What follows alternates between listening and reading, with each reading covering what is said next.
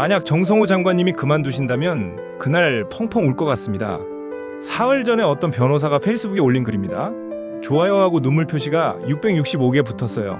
법무부 장관이 그만둔다는데 변호사가 펑펑 울겠답니다.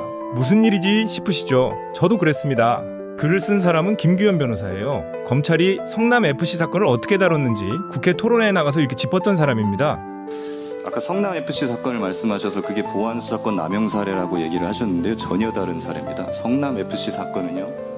이 변호사가 자기 글에 정성호 장관 페이스북 글을 하나 붙여놨어요. 반년 동안 이 법은 위험하다고 말해온 사람이 바로 그 법을 자기 손으로 통과시킨 날 밤에 쓴 글입니다. 필요한 데만 읽어드릴게요. 형사소송법 개정안이 국회를 통과했습니다. 이제 검사는 수사할 수 없습니다. 개혁의 성패는 기존 질서를 바꾸는 것 자체에 있는 것이 아니라 국민의 삶을 얼마나 더 풍요롭고 윤택하게 만드는가에 달려 있습니다. 하늘같이 높은 이상, 태산 같은 명분, 거창한 구호는 모두 부차적일 뿐입니다. 가장 중요한 것은 국민 그리고 민생에 실질적 도움이 되느냐입니다. 법무부도 적극 노력하고 끊임없이 점검하겠습니다. 대의도 좋고 가치도 좋습니다. 그래서 국민이 덜 다치느냐, 이 사람이 반년 동안 한 말은 이거 하나였어요. 그러면 이 글을 쓰고 나서 이 사람이 무슨 대접을 받았는지 지금부터 순서대로 말씀드리겠습니다. 글을 올린 게 밤이었어요. 다음날 아침에 나온 기사 제목이 이겁니다. 법무장관 정성호의 뒤끝이요. 되돌리자고 하면 개혁의 발목을 잡는 거고 되돌리진 않겠다면서 부작용은 고치자고 하면 뒤끝인 겁니다. 무슨 말을 해도 욕이 되는 자리에 이 사람이 서 있어요. 그런데 그날 이 사람을 때린 건 기사만이 아니었습니다. 이 법을 대표 발의한 사람이 김용민 의원이거든요. 그런데 같은 날 김용민 의원이 인터뷰에서 이런 말을 합니다. 법사위 끝나고 정성호 장관이 나한테 이거 김용민 법인이 잘못되면 당신이 책임져라 그러길래 깜짝 놀랐다. 사석에서 오간 말이에요. 회의 끝나고 둘이 주고받은 말을 법이 통과된 바로 다음날 인터뷰에서 그대로 꺼낸 겁니다.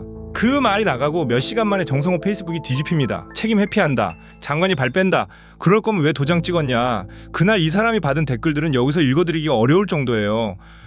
잠깐만요. 반년 이건 위험하다고 말했어요. 그래도 국회가 결정했으니까 주무장관으로서 자기 손으로 끝까지 처리했습니다. 그러고 나서 만든 사람한테 잘못되면 책임지셔야 한다고 한 겁니다. 이게 회피예요? 근데 이게 처음도 아니었어요. 6달 전인 2월이었습니다. 유시민 작가가 방송에 나가서 정성호 발언을 두고 이렇게 말합니다.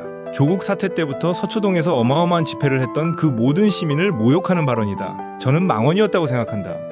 무슨 그런 얘기가 있어요? 그러면 그거는 지금까지 조국 사태 때부터 시작해서 서초동에서 어마어마한 집회를 했던 그 모든 시민들을 모욕하는 발언이거든요. 저는 그런 게 망언이었다고 생각해요. 그런 인식을 망언. 검찰 개혁을 반대한 적도 없고 안전장치를 두자고 했을 뿐인 사람한테 붙은 단어입니다. 그 말이 나가고 나서 정성호한테 어떤 별명이 붙었는지 아십니까? 검찰 편드는 장관, 개혁 저항 세력. 그때부터 6달 동안 이 사람은 이렇게 맞았어요.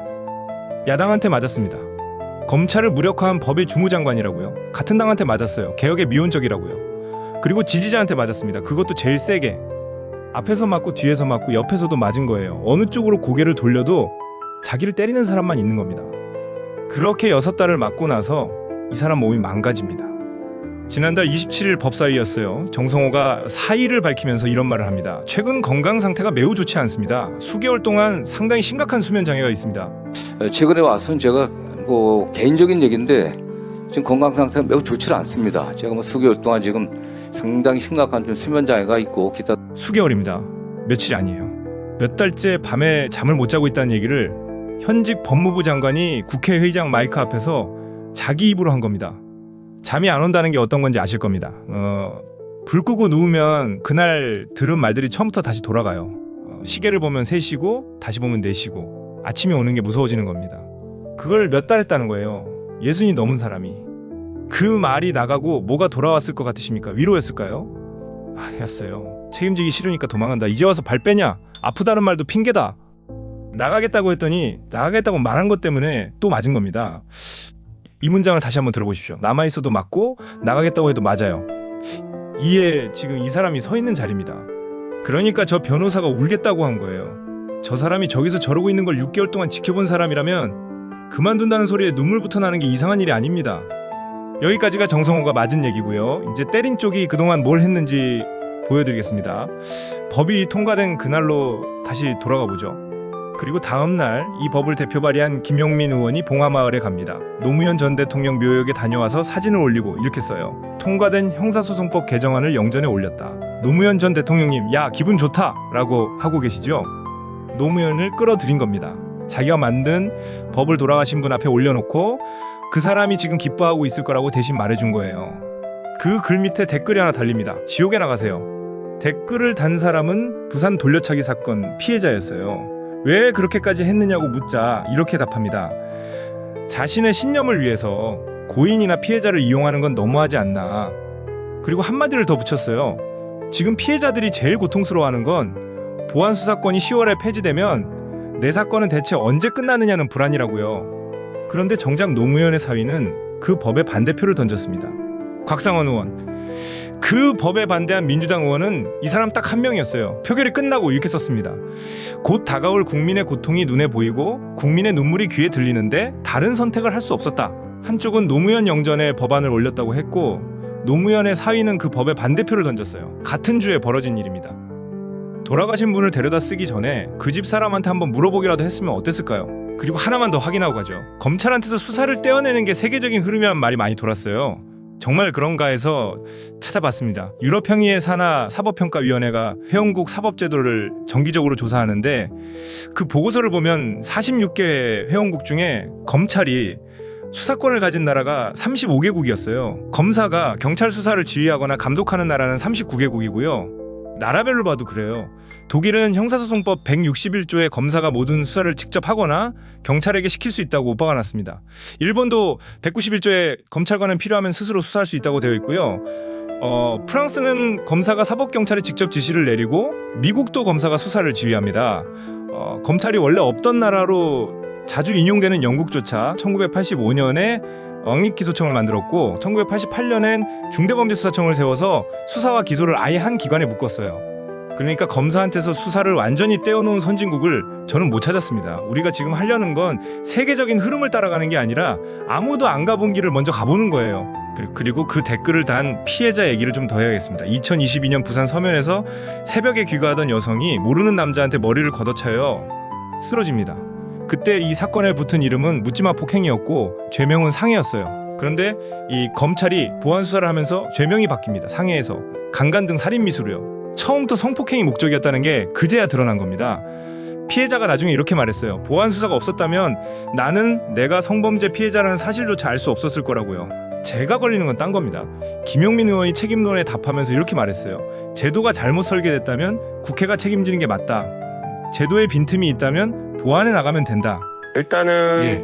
뭐 제도가 잘못 설계되면 국회가 책임지는 건 맞죠. 예. 하지만 예. 설계된 제도를 공무원들이 제대로 이행하게 만드는 것은 공직기강의 문제이고 예. 공직기강의 문제, 공직기강에 바로 서지 않는 것은 또 다른 문제일 수 있으니 예. 제가 계속 법사위에서도 강조를 그 장관께 했어요. 공직기강을 바로 세워달라. 예. 그리고 제도 설계에 있어서 빈틈이 있으면 계속 말씀해 주시고 필요하면 또 보완을 해나가면 되는 것이니 예. 그런 것. 저는 이 문장이 무섭습니다. 빈틈이 생긴다는 걸 이미 알고 있다는 뜻이잖아요. 그럼 그 빈틈은 누구한테 생깁니까? 국회의원한테 생기지 않아요. 오늘 밤 어딘가에서 사건을 당할 사람, 지금 수사를 받고 있는 사람, 자기가 무슨 피해를 당한 건지 아직 모르는 사람한테 생깁니다. 그러니까 지금 우리는 문제가 생길 걸 알면서 법을 통과시켜 놓고 그게 실제로 누구한테 어떻게 터지는지 지켜본 다음에 고치겠다는 거예요. 그럼 그 사이에 걸린 사람들은 뭐가 됩니까? 국민이 마루타예요? 결국 민주당은 폐지 방향은 유지하되 안전장치 조항을 넣습니다. 검찰의 사건을 통째로 넘겨야 하는 범죄도 2가지에서 7가지로 늘렸고요. 당론을 채택하면서 붙인 설명이 이랬어요. 피해자 보호 의견을 다수 반영했다. 정성호가 반년 동안 한 말이 뭐였죠? 안전장치 없이 폐지하면 힘없는 사람이 다친다는 거였습니다. 그가 먹은 욕은 취소되지 않았고 그가 한 말만 반영됐어요. 망언이라고 했던 유시민 작가는 어땠을까요? 5달 뒤인 7월에 이렇게 말합니다. 검찰개혁이 지연되는 건 이재명 대통령이 수사와 기소의 완전 분리를 원하지 않기 때문이다. 이대로 가면 실패로 끝날 것이다. 2월에는 정성호가 망언을 했다고 했고 7월에는 대통령이 실패할 거라고 한 겁니다. 정성호를 겨눴던 그 논리가 5달 뒤에 대통령을 겨눴어요. 그럼 이 사람이 대체 어떤 사람이냐? 시작은 1987년 사법연수원 18기예요. 그해 연수원에 노동법 학회라는 모임이 있었어요. 이름은 학회지만 전두환 시절에 만들어진 사실상 비밀 조직이었습니다. 군사 독재 아래서 민주주의와 인권을 생각하는 법조인이 되자는 모임이었죠. 그 모임 만들고 사람 끌어모은 게 정성호였어요. 그가 끌어들인 사람 중에 이재명이 있었습니다. 이건 이재명 본인 입으로 확인돼요. 저는 판사나 검사가 되려고 생각했는데 연수원 때 저를 꼬신 사람이 정의원이다. 공장에서 프레스에 팔이 끼어 장애를 얻은 소년공이 검정고시로 대학 가고 사법시험에 붙은 겁니다. 그런 사람한테 판사나 검사가 어떤 의미였겠습니까? 그걸 돌려세운 게 정성호예요. 나중에 이재명이 이런 말을 했죠. 사람들은 정성호가 이재명의 핵심이라는데 제가 정성호의 핵심입니다. 그러고 나서 뭘 했느냐? 인권 변호사로 그 옆에 있었고 선거에 2번 떨어져서 4년을 야인으로 보냈고 대세였던 문재인 쪽 요청을 거절하고 지지율 한 자릿수짜리 이재명 캠프로 갔습니다. 그 대선을 2번 다 졌어요. 원내대표 선거에도 나갔는데 163표 중에 9표를 받았습니다. 그러고 나서 후배가 대통령이 되는 걸 봤어요. 38년입니다. 그 38년 끝에서 이 사람이 받고 있는 게 야당과 자기 편이 번갈아 때리는 매하고 몇 달째 안 오는 잠이에요. 그리고 8월 3일 정성호가 어디 있었냐면요. 정부고 과천청사에서 열린 신임검사 인관식이었습니다. 검사가 수사를 못하게 만드는 법을 반대 의견을 냈다가 욕을 먹으면서도 마지막까지 자기 손으로 끝낸 사람이에요. 그 사람이 그 법이 시행되기 직전에 이제 막 검사가 된 사람들 앞에 선 겁니다. 어떤 방향으로 성장해 나가야 할지 저마다 여러 생각을 갖고 계실 것입니다. 국민들 또한 새로운 제도에 기대와 우려를 함께 안고 있는 것이 사실입니다.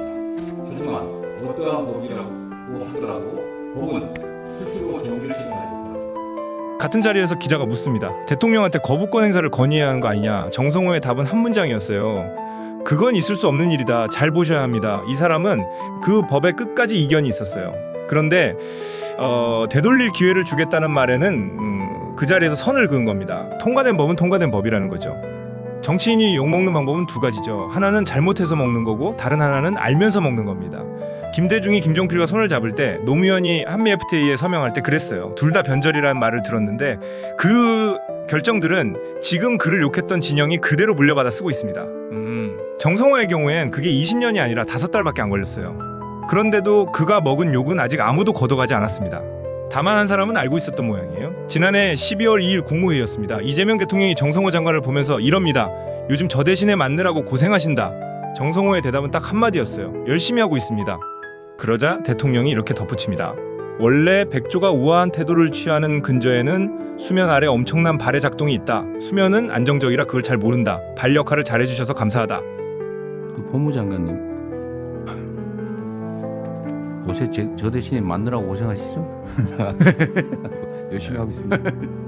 원래 그 백조가 우아한 태도를 취하는 그 근저에는 수면 밑에 그 엄청난 오리발이 작동하고.